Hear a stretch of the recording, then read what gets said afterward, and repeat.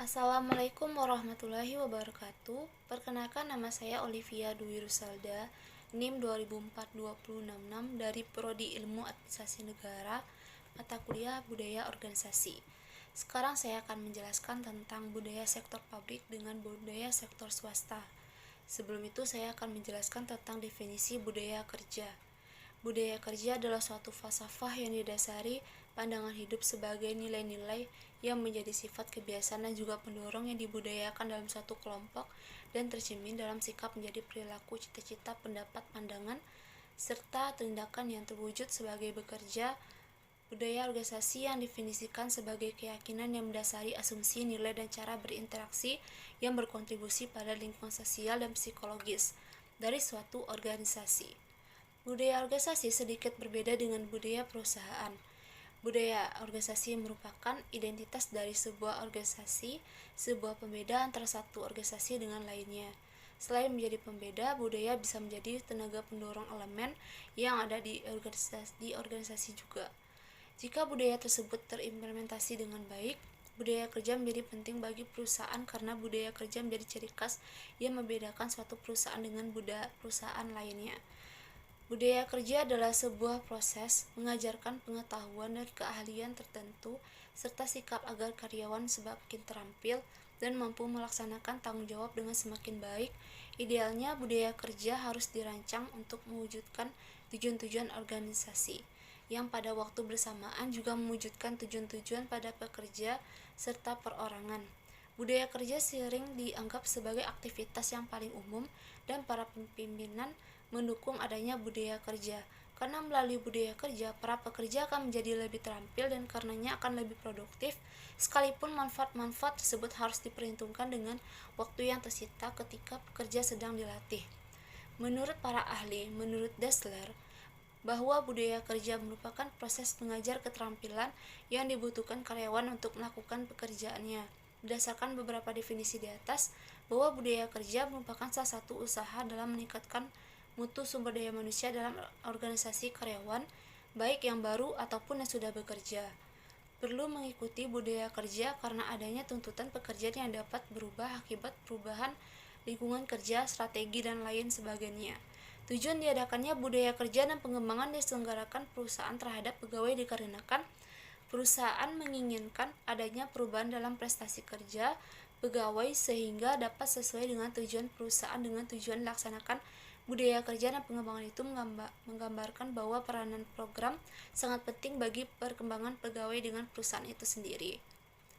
Contoh dari budaya kerja di sektor publik. Penerapan budaya kerja sebagai proses pembangun perubahan dalam reformasi birokrasi pada Bapenda UPT di kabupaten atau kota sebali. Keterangannya, membangun budaya kerja atau menumbuhkan nilai-nilai yang baik dalam suatu organisasi masih sangat sulit untuk diterapkan dengan mengandalkan kesadaran dari dalam diri pegawai itu sendiri. Berbagai peraturan yang dibuat secara tertulis dan dijelaskan apa yang harus dan apa yang dilarang untuk dilakukan, serta dengan konsekuensi sanksi yang diberikan jika terjadi pelanggaran atas aturan tersebut.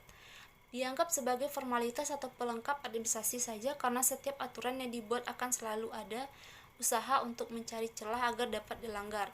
Untuk itu penerapan budaya kerja dalam sebuah organisasi diharapkan mampu membantu merubah kebiasaan buruk yang masih menjadi kebiasaan yang telah membudaya di lingkungan birokrasi pemerintahan. Membentuk budaya kerja hanya dapat dilakukan jika dalam organisasi tersebut memiliki norma atau nilai menjadi modal dasar penerapan budaya kerja. Sehingga jika norma dan nilai tersebut sudah dimiliki selanjutnya diperlukan komitmen dari pemimpin organisasi untuk menerapkan secara sungguh-sungguh pada organisasi dipimpinnya. Budaya kerja menjadi pengawas setiap perilaku PNS untuk melaksanakan tugasnya dalam mencapai tujuan organisasi sesuai visi dan misi yang telah ditetapkan. Dengan adanya keyakinan komitmen yang kuat menerapkan nilai-nilai yang baik tentunya, misalnya seperti membiasakan kerja berkualitas sesuai standar atau sesuai ekspektasi pelanggan, efektivitas atau produktif dan efisien. Di samping itu masih banyak lagi manfaat yang muncul seperti kepuasan kerja meningkat, pergaulan yang lebih akrab, disiplin meningkat, pengawasan fungsional berkurang, pemborosan berkurang, tingkat absensi menurun, terus ingin belajar, ingin memberikan terbaik bagi organisasi, dan lain sebagainya. Memang itu diperlukan kesadaran tinggi dari setiap PNS untuk menanamkan nilai-nilai dari budaya kerja tersebut untuk dapat diwujudkan dalam lingkungan kerjanya. Dengan memberikan pelayanan yang memuaskan kepada masyarakat, berarti telah disadari oleh setiap PNS untuk menanamkan pada pikir bahwa seorang PNS sebagai pelayan masyarakat bukan untuk dilayani. Hal ini akan menjadi awal yang baik dalam memulai membangun budaya kerja, karena lingkungan yang baik akan sangat membantu menumbuhkan kesadaran setiap PNS untuk menghilangkan kebiasaan buruk yang diwariskan secara turun-temurun. Partisipasi semua pihak mulai dari pimpinan baik di tingkat atas, menengah, bawah berperan sebagai contoh panutan untuk bawahnya sekaligus sebagai penilai untuk memberikan reward atau punishment sesuai yang telah disepakati. Contoh budaya kerja di sektor swasta yaitu analisis pengaruh pendidikan, budaya kerja, dan insentif terhadap produktivitas kerja karyawan pada PT Murni Sadar Medan. Keterangannya, PT Murni Sadar merupakan perusahaan swasta yang berkecimpung di bidang pendidikan dan pelayanan kesehatan yang berlokasi di Kota Medan, Provinsi Sumatera Utara. PT Murni Sadar sudah berdiri sejak tahun 2009. Awal dari berdirinya perusahaan yaitu di bidang pelayanan kesehatan yaitu Rumah Sakit Murni Teguh Medan, dan setelah itu membuka sekolah tinggi Murni Sadar. Seiring dengan persaingan bisnis yang belakangan semakin tinggi, maka PT Murni Sadar berusaha lebih baik untuk mencapai tujuan awal yang telah ditetapkan serta melakukan penyesuaian dan perubahan dalam menghadapi tantangan bisnis yang semakin ketat.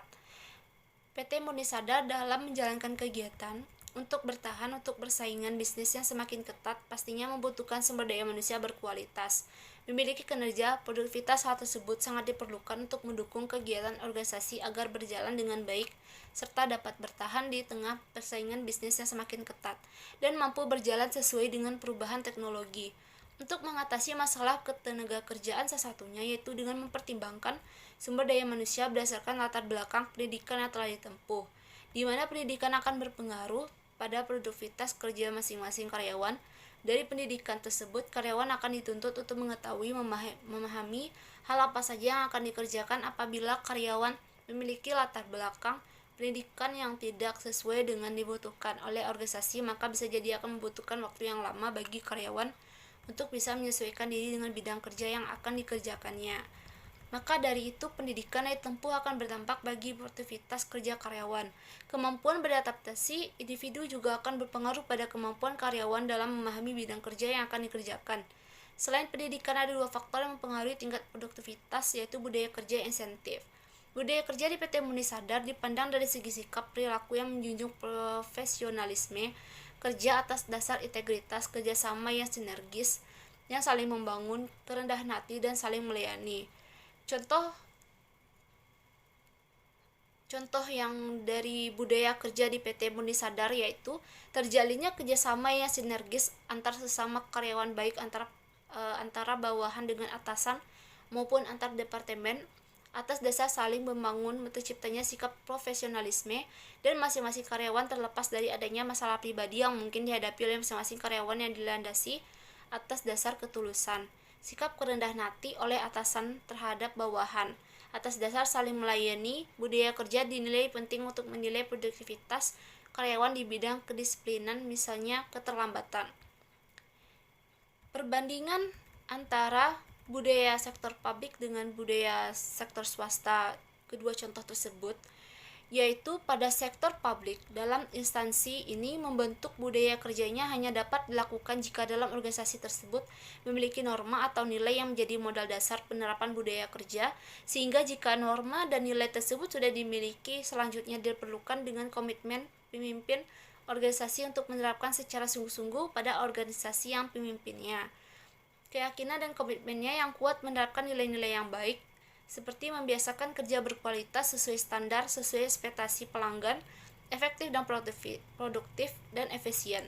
Budaya kerja dalam instansi ini menjadi pengawas setiap perilaku PNS untuk melaksanakan tugasnya dalam mencapai tujuan organisasi sesuai visi dan misi yang telah ditetapkan. Selanjutnya, pada sektor swasta dalam PT ini terjalinnya kerjasama yang sinergis antar sesama karyawan, baik antara bawahan dengan atasan maupun antar departemen.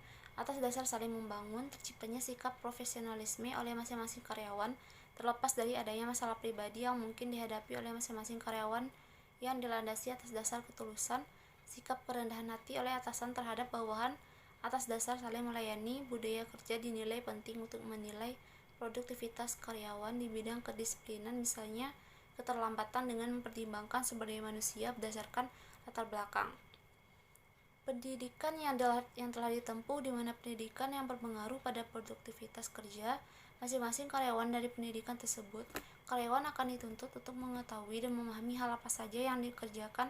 Kemampuan beradaptasi individu juga akan berpengaruh pada kemampuan karyawan dalam memahami bidang kerja yang akan dikerjakan. Dua faktor yang mempengaruhi tingkat produktivitas yaitu budaya kerja dan insentif.